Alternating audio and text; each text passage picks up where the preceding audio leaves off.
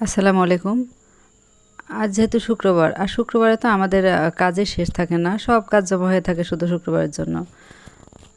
তো সকাল থেকে কাজ করতেছে মানে প্রতিদিনই মনে করি যে আমাদের যেহেতু ভোরে উঠতে হয়, শুক্রবারে একটু বেশিক্ষণ ঘুমাবো, সকালে একটু ঘুমাবো, ঘুম থেকে দেরি করবো, এরকম একটা প্ল্যান থাকে। যেদিন প্ল্যান থাকে সেদিন আসলে ঘুম হয় না। তা আমি ভেবেছিলাম যে আজকে একটু দেরি করে উঠবো, কিন্তু আমি আসলে ভোরে উঠে পড়েছি 5:30টার দিকে। আর মুনবাবু উঠেছে 3টায়, ওকে চা তৈরি করে দিয়ে আমি আবার ঘুমিয়ে গেছি। ও পড়তেছিল ততক্ষণ। তো মনে হলো যে ছেলেটা মানে ঘুমিয়ে আছে, এর মধ্যে মনে হচ্ছে যে ও তো 3টা থেকে উঠে পড়ছে, ওর তো ক্ষুধা লেগে গেছে।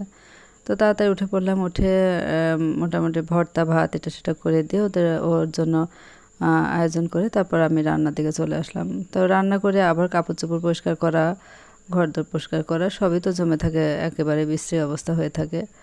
তো এই শুক্রবারই একমাত্র আমাদের কাজের সময়, তাছাড়া কাজের সময় পায় না, কারণ সকাল 7টায় চলে যায়, আমরা 5:30টায় আসি। তো এসে তখন আর কি কাজ করব, কতটুকু কাজ করব।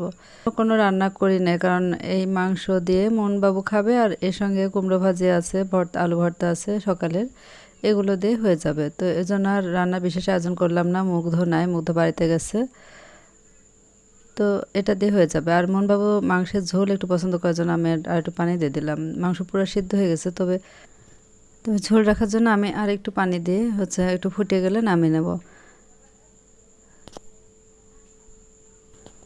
তো আজকে আরও একটা কাজ করলাম, পুকুর পাড়ে যে প্রচুর পরিমাণে কচুর গাছ হয়েছে সেগুলো পরিষ্কার করলাম, কারণ পুকুরে যে কিছু মাছ রয়েছে, এই মাছটা যে ধরবে, জেলেরা নামতে সাহস পাচ্ছে না প্রচুর পরিমাণে কচুর গাছের জন্য।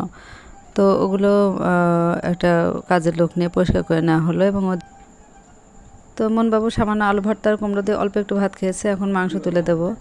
আর মাংস পেলে আসলে মাংস প্রতিদিনই প্রায় খাওয়া হয়, তারপর মাংস পেলে ওদের আর কোনো কথা নেই, অন্য কোনো সবজি বা তরকারি নিতে চায় না।